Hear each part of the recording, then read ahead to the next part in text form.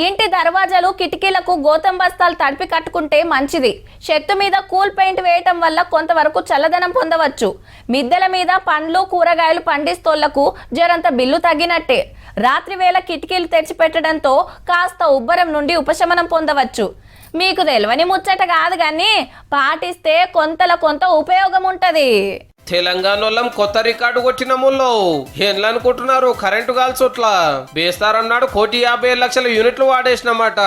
నిరుడు మార్చి ఏప్రిల్ గింతగరం గాలిస్తే ఇప్పుడు ఫిబ్రవరిలోనే పొట్టు గాలుస్తున్నాం. సూరన్న అట్లా సుర్రుమంటున్నాడు. మళ్ళా ఫిబ్రవరిలో కాస్త రైస్లోనే ఉంటాయి. ఎందుకంటే ఇప్పుడు ట్రాన్సిషన్ పీరియడ్లో ఉన్నాము. ఒక వింటర్ సీజన్ నుంచి సమ్మర్ సీజన్కి వెళ్తున్నాం కాబట్టి గాలిలో మార్పులు అవి ఉండే అవకాశం ఉంది. ఇళ్ళ ఫ్యాన్లకు ఆఫీసులలో ఏసీలకు ఇరామ్ ఉంటలేదు. చల్లటి కూలర్లు సల్వకు జ్యూసులు కరెంటు ఛార్జింగ్ పనులు వెరగబట్టే ఇంటికి 4 ఫోన్లు ఛార్జింగులు ఆయే.